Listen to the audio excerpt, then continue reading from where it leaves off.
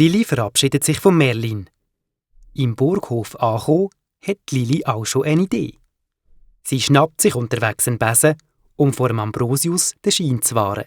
Wichtiger ist natürlich, dass sie unauffällig einen von den Steinen aufliest, die als Geschoss über die Mauer geschleudert worden sind. Jetzt muss sie sich nur noch eine geschützte Hausnische suchen. Hey, und du klammerst dich jetzt gefälligst gut fest. Willst du mir erzählen, wie man fliegen muss?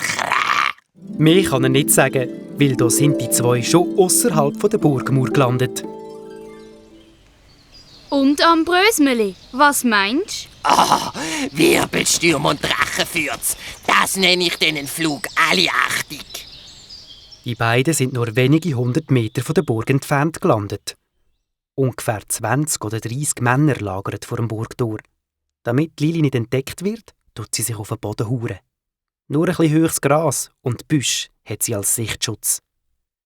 Ein bisschen abseits vom schweren Burgtor sind ein paar Männer damit beschäftigt, das schwere Wurfkatapult mit Steinen zu beladen.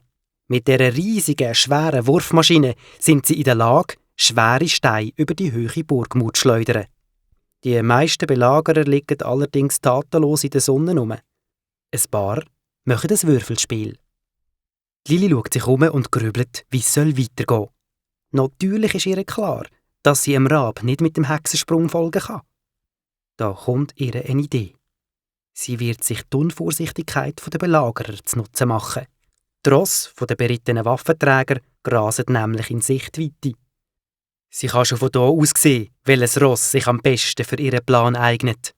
Es ist ein schwarzer Hengst mit einer weißen Blässe auf der Stirn. Angriff ist die beste Verteidigung. Lili pirscht sich an die Rosse hin.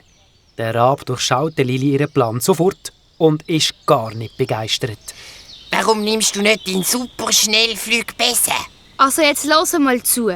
Irgendwann werde ich mir am schwarzen Ritter zum Kampf stellen. Und das kann ich ja schlecht von einem Besen aus machen. Wir brauchen das Ross, ist doch klar. Und wer weiß, ob sich nochmal so eine günstige Gelegenheit bietet. Schau doch, wir haben jetzt die freie Auswahl an Ross vor uns. Schlauer Grünschnabel.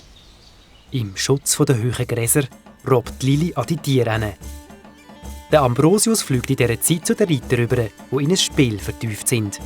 Er landet direkt auf ihrem Spielbrett und stibitzt einen von ihren Würfeln. Jetzt fängt natürlich eine wilde Jagd auf den Würfel an. Der Ambrosius hüpft den Ritter immer ein bisschen voraus und alle, inklusive dem schwarzen Ritter, beteiligen sich an dieser Hetzjagd. Niemand bemerkt, dass in ihrem Rücken eine rothaarige junge Dame mit dem prächtigsten Ross von ihrer Herde in Richtung Wald davonjagt.